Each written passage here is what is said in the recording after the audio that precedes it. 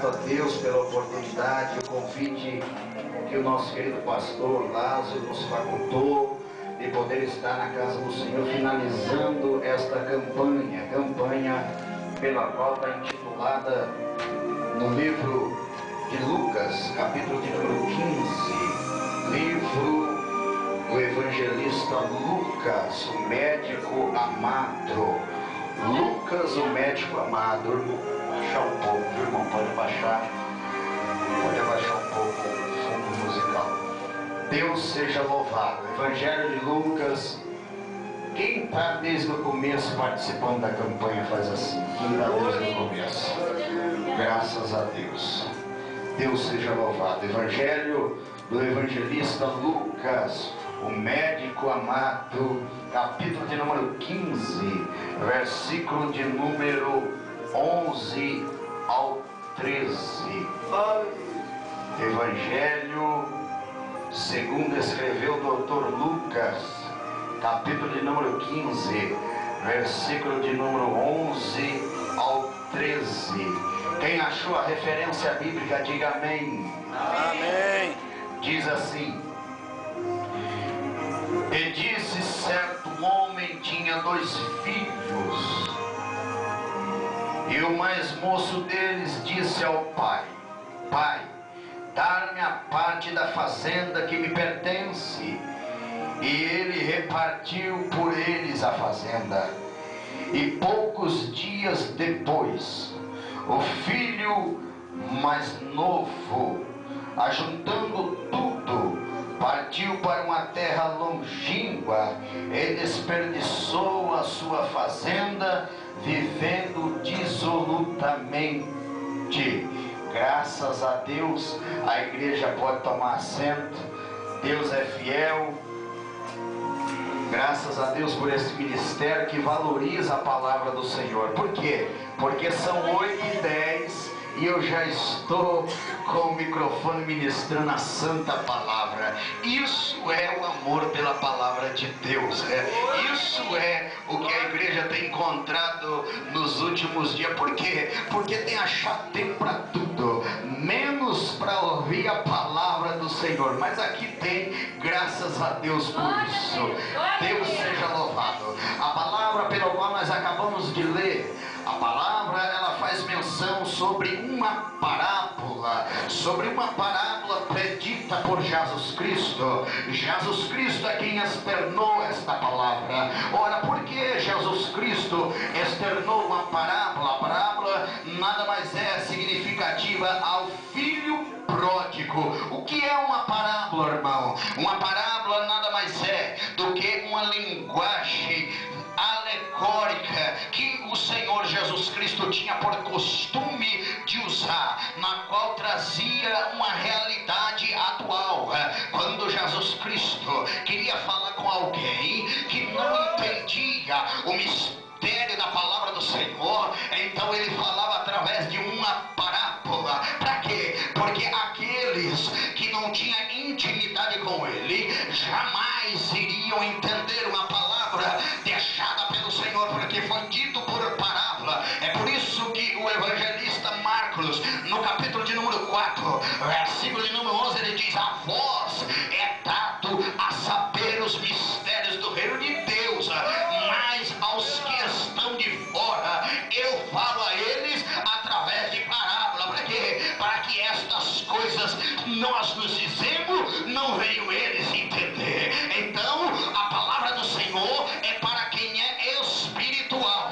Só entende a palavra do Senhor quem é espiritual, e quem não é, não consegue entender. Entra aqui e sai ali, não assimila, não guarda, porque a palavra do Senhor é para quem é espiritual. E por isso o Senhor falou a parábola do filho pródigo.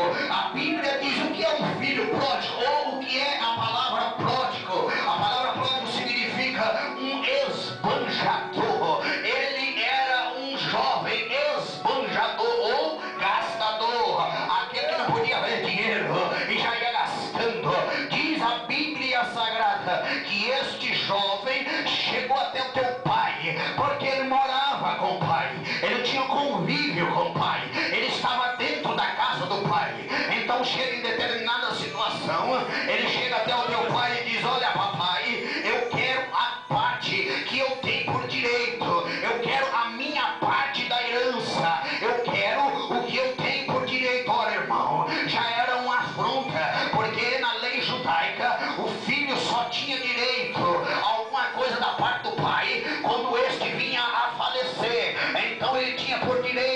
tomar possessão daquilo que era do pai, passava para ele, mas seria por lei e por determinação judaica que o filho a ter a possessão teria que ser o primogênito, ou seja, o primeiro filho.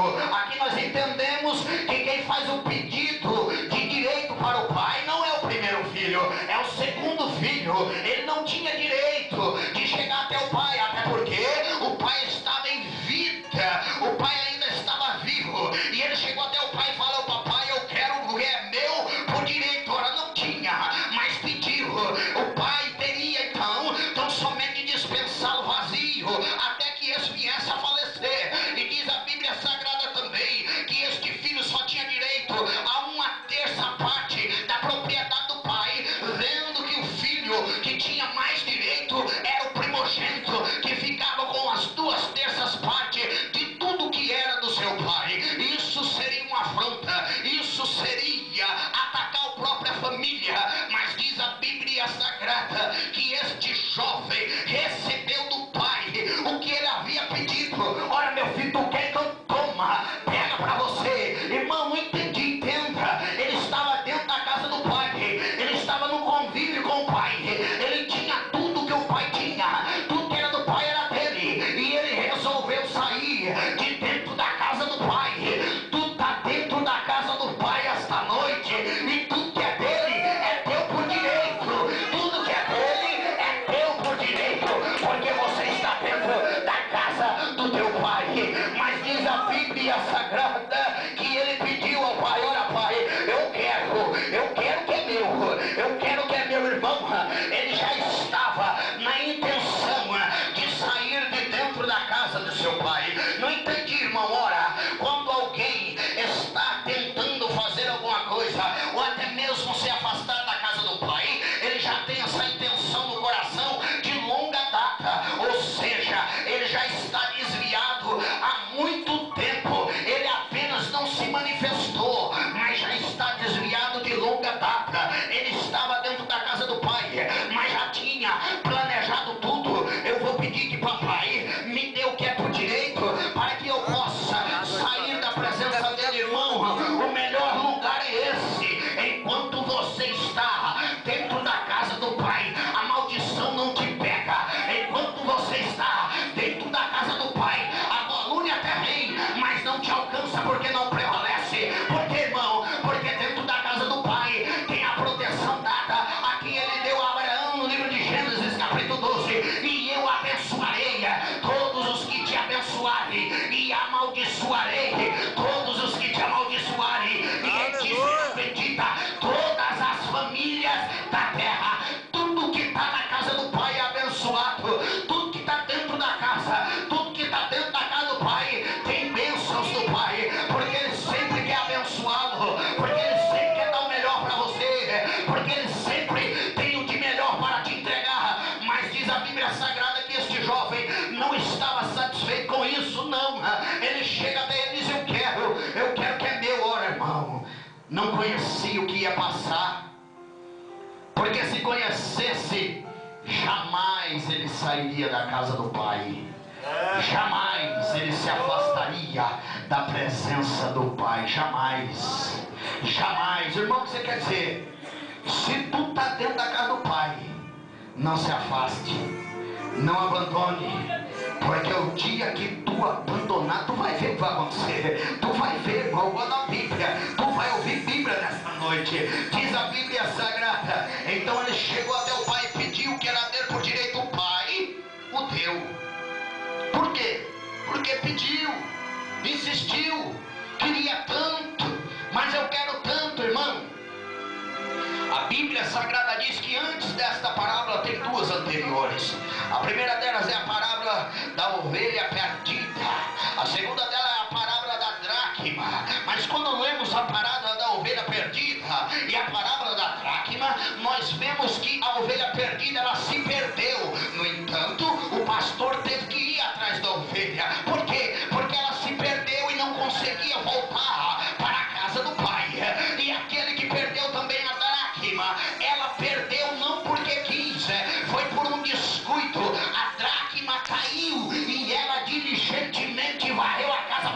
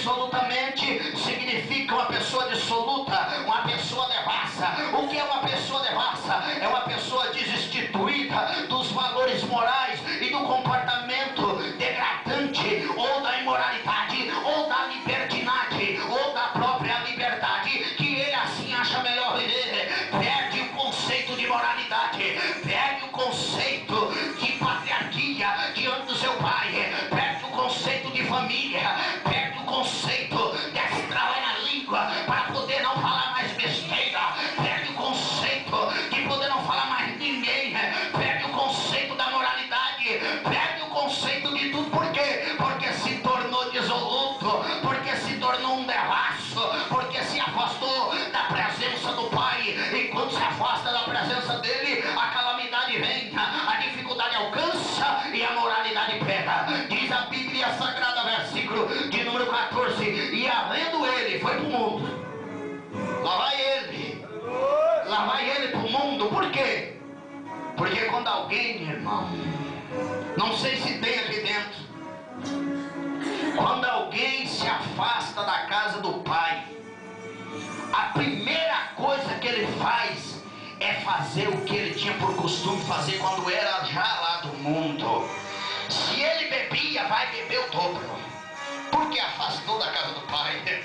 Se ele fumava maconha, vai fumar até crack, vai acabar mesmo, aí vai pôr para quebrar. Por quê? Porque se afastou da presença do Pai. Quando se afasta da presença do Pai, vem 7 demônios piores do que o que eu acompanhava e entra, porque encontrou a casa limpa, varrida e adornada. Olha o que aconteceu com ele. Havendo ele gastado tudo, houve naquela terra uma grande fome e começou a padecer necessidade.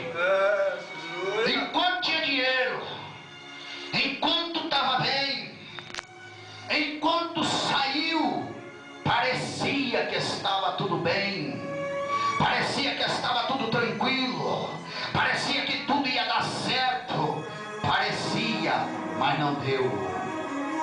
Gastou tudo que tinha com as meretrizes, gastou tudo que tinha, porque quando se tem bens, quando se tem propriedade, quando se tem um bom calçado, quando se tem um bom terno, quando se tem uma boa apresentação, você vale o que você tem. Você vale o que você tem.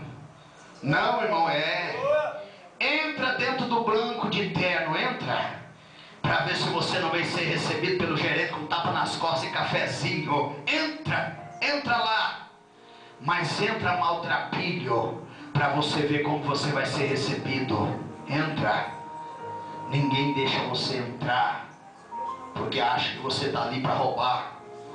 A Bíblia Sagrada diz: e ele foi, e houve fome naquela terra, começou a padecer necessidade. Então, e foi-se, achegou um homem, um cidadão daquela terra, ao qual mandou para os seus campos apacentar os porcos. Irmão, ele estava dentro da casa do Pai. Olha com quem ele foi trabalhar. Foi mexer com o porco. O porco vive na sujeira, o porco vive no meio da lama, o porco só mexe com o que não presta, o que está azedo e estragado. Isso é do porco, isso é de quem se afasta da casa do Pai. É por isso que a Bíblia diz: quem está sujo, que se lameie mais no esparjadouro da imundície. Por quê? Porque o que é de porco, mas o que é de servo é de servo, e o que é de servo se come dentro da casa do Pai. É aqui dentro que tem o alimento. Por quê, irmão? Porque comida de porco tu só encontra lá fora. Na onde? É no comercial, é no Trelagoas Group, é mais não sei na onde.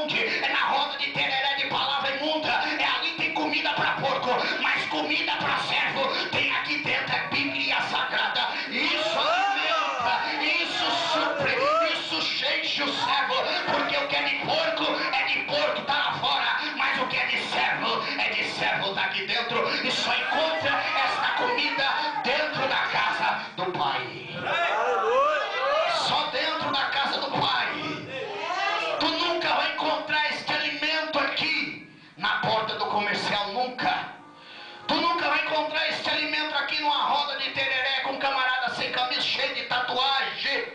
Nunca. Tu nunca vai encontrar isso aqui na porta da casa de uma vizinha fofoqueira. Nunca. Tu só vai encontrar isso aqui dentro da casa do Pai, porque o Pai tem o pão vivo que desceu do céu para te alimentar a alma.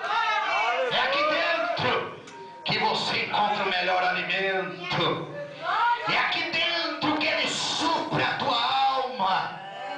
É dentro da casa do Pai que tem pão vivo do céu para tu comer até esmolar.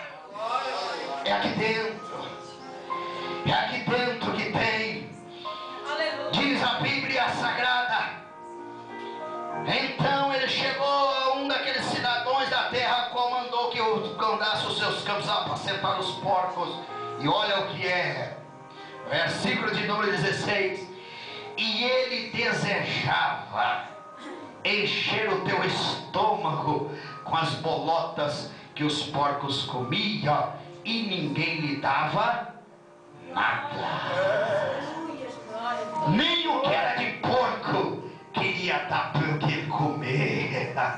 Nem o que era de porco ofereceram para ele. Sabe por quê? Tamanho foi o estado de calamidade que ele caiu. Tamanho foi o estado de podridão.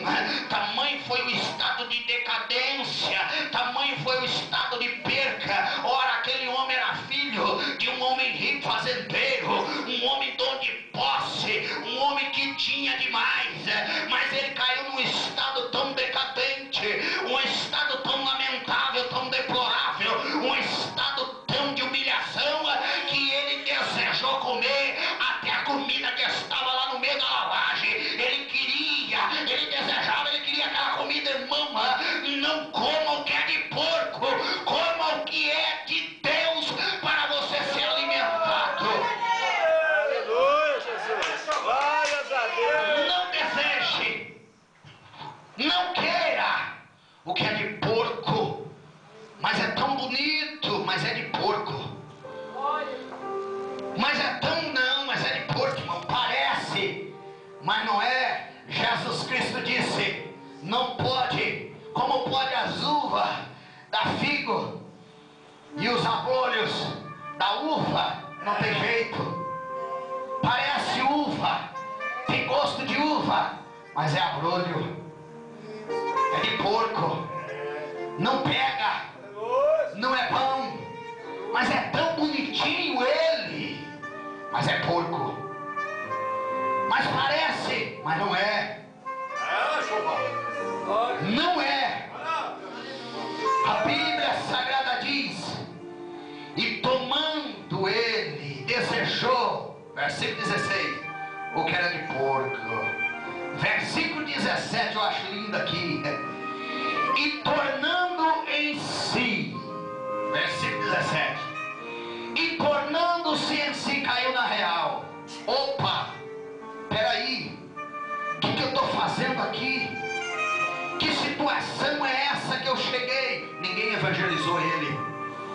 Ele tornou-se em si, fez uma alta reflexão da sua vida. Ele mesmo analisou a sua situação. Ele mesmo fez uma alta avaliação de si mesmo, dizendo, e tornando-se em si, ou seja, recuperou a consciência e diz: meu Deus, o que eu estou fazendo aqui? Que ponto eu cheguei? Que situação que eu estou vivendo? Olha o que eu estou vivendo hoje. Versículo 17: tornou-se em si, retomou a consciência. Aí ele falou: quantos, ó consciência, quantos jornaleiros papai tem em abundância de pão, e eu aqui pereço fome e desejo comer estas bolotas que são de porco. Que negócio é esse? Na casa de papai tem tanto pão e eu desejando comer o que é de porco. Irmão, na casa do pai tem pão para você. A Bíblia Sagrada diz, ele disse: na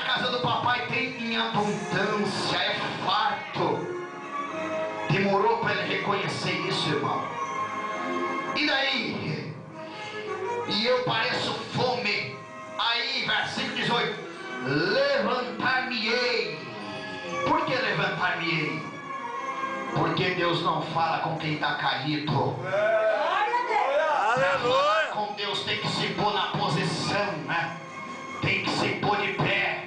Lá vai Jeremias: não, Senhor, se coloca de pé, Jeremias, e eu falarei contigo. Deus falou a Ezequiel: te põe de pé e eu falarei contigo. Deus não fala com quem está caído. Deus fala com quem está de pé na presença do Senhor. Ainda que tu esteja caído, tombado, mas se põe de pé, porque Deus tem muito para falar com a tua vida.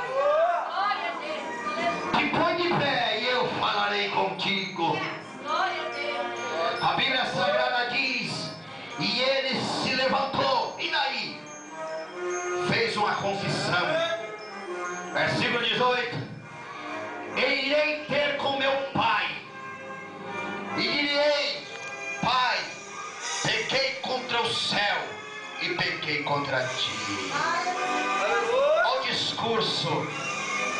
Me coloquei de pé, todo arrebentado, todo sorbático, todo marumbento, todo mal acabado, mas se pôs de pé. Se pôs de pé e disse: olha, vou ter com papai, vou ter com papai. Por quê? Porque na casa de papai tem pão para matar minha fome. Eu vou ter com ele. E ele, o discurso era esse: olha, quando eu lá chegar, eu vou dizer: olha, papai, eu pequei contra o céu e pequei contra o Senhor. Não sou mais digno de ser chamado teu filho, mas me dá pelo menos a oportunidade de ser um dos seus jornaleiros, de trabalhar para o Senhor a troco do pão. Pelo menos eu quero somente o pão.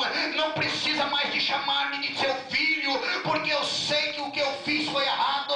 Eu sei que eu esbanjei a minha parte na herança, pelo qual eu nem podia pedir, mas o Senhor foi generoso comigo e me deu, e eu fui segundo a intenção do meu coração, e eu pequei porque eu precipitei com o meu pé, e quem precipita com o pé peca. E tem caminhos que para o homem parece direito, mas o final deles são caminhos que conduzem à perdição e à morte. Eu sei, meu Pai, que eu fiz tudo isso, mas me perdoa e me dá a oportunidade de estar de novo dentro da tua casa. O melhor lugar é esse, irmão. O melhor lugar é esse. Diz a Bíblia Sagrada: e ele se levantou e foi até o pai. Havia dois obstáculos para ele. Quando um filho saía da casa do pai, abandonava a família segundo a lei, se este filho voltasse, o primeiro a ver ele teria que ser o próprio pai. Por quê? Senão ele teria que ser apedrejado. Ele teria que ser apedrejado. E se algum dos servos da casa o encontrasse primeiro do que o pai, ele seria expulso. Não receberia a reconciliação do pai. Não tinha jeito. Lá vai ele com todo cuidado. Lá vai ele: oh meu Deus, tem misericórdia de mim. Deixa o meu pai me encontrar primeiro, porque se ele não me encontrar, eu estou perdido. Se algum daqueles serve misericórdia, lá vai ele, encontro do pai. E lá vai ele, levantou e foi. Versículo de número 20. E levantou-se e foi para a casa do seu pai, e quando ainda estava longe, viu o seu pai e moveu-se de íntima compaixão. Quem viu ele? O pai. Irmão, não entendi. Os olhos do pai estão dia e noite postos sobre você. Dia e noite. Dia e noite. Dia e noite. Ele sabe onde você foi. Ele sabe com quem você falou. Ele sabe onde você pisou. Ele sabe tudo o que você fez. Ele sabe. Porque os teus olhos são como chama de fogo que percorre toda a terra. Ele sabe até o que o filho havia declarado. pequei contra o céu e contra ti, não sou digno de ser chamado de teu filho. O pai já sabe disso, meu filho, não precisa dessa lamúria, ele já sabe. O que ele quer então? Um coração contrito e arrependido para ele poder operar, só isso, só isso, só isso que ele quer. Lá vai ele. O pai viu de longe, o pai de longe avistou o filho. É a Bíblia que diz, não é eu, a Bíblia que diz, avistou o filho, e daí? Moveu-se de íntima compaixão, atribulou o pai, para atribular o pai, irmão, não é fácil, viu? Não é fácil, só sei um que conseguiu atribular, quem? Lázaro, no versículo capítulo número 11, quando